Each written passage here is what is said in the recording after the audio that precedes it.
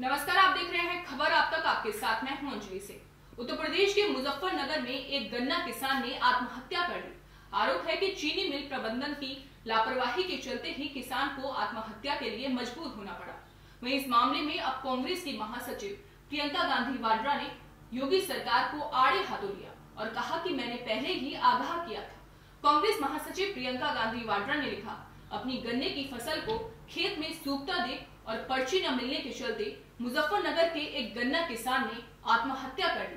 BJP का दावा था कि 14 दिनों में पूरा भुगतान दिया जाएगा, लेकिन हजारों करोड़ रुपया दबाकर चीनी मिलें बंद हो चुकी हैं।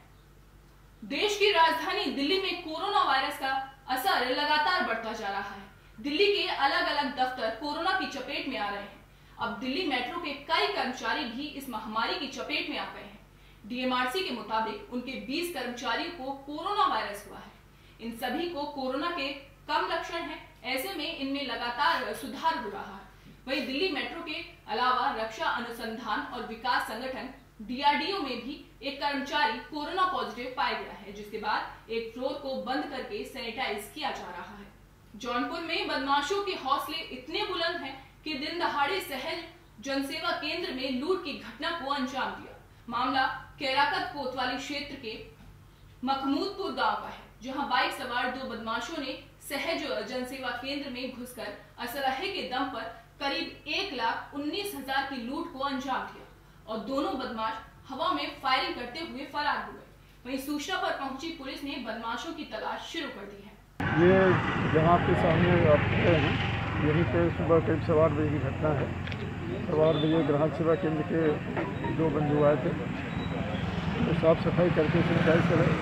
उसके बाद 2 लड़के आए मोटरसाइकिल नीचे खड़ी किए थे और ऊपर जाके उनसे पैसा जो उनके पास रखा था वो लूट लिए हैं। उत्तर प्रदेश के अमेठी में अपराधियों को न कानून का भय है और न ही सजा की चिंता। अपराधियों के सिर पर खून सवार है और अपराध के बढ़ते आंकड़े पुलिस की नाकामी की गवाही दे रहे हैं। 24 घंटे में हत्या की दूसरी वारदात। एक तरफ जहां पुलिस के लिए चुनौती बनी है, वहीं खाकी पर भी सवाल खड़े हो रहे हैं। दरअसल संग्रामपुर थाना क्षेत्र में हत्या की दूसरी वारदात ने लोगों में दहशत का माहौल बना दिया है। दिन दहाड़े ट्रैक्टर लेकर खेत की जुताई करने गए खेत की धारदार हथियार से निर्मम हत्या कर दी गई और मौके से युवक का ट्रैक्टर और मोबाइल फोन भी गायब मिला।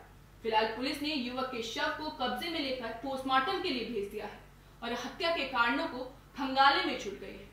गौरतलब है कि अमेठी में बढ़ती अपराध अमेठी पुलिस के लिए एक चुनौती बनकर सामने आ रहे हैं, क्योंकि एक दिन पहले भी संग्रामपुर थाना क्षेत्र में अज्ञात बुजुर्ग का शव मिला था और उसके शरीर पर चोट के गहरे निशान थे।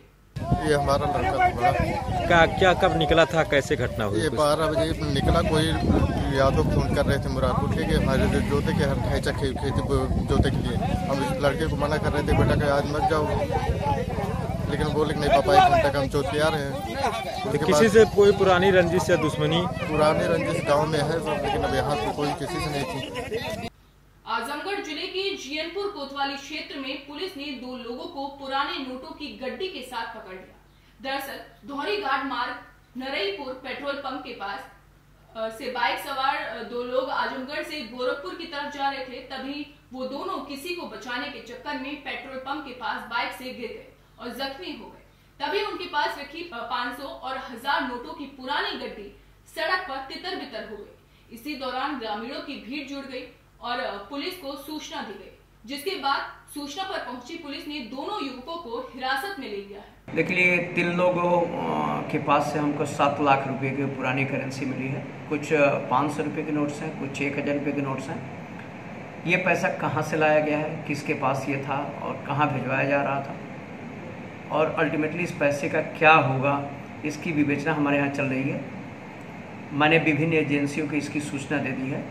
विवेचना में जो प्रगति होगी उसके बाद हम अवगत करेंगे। फिलहाल खबरों की इस बुलेटिन में बस इतना ही। बाकी की तमाम बड़ी खबरों के लिए आप देखते रहिए खबर आप तक।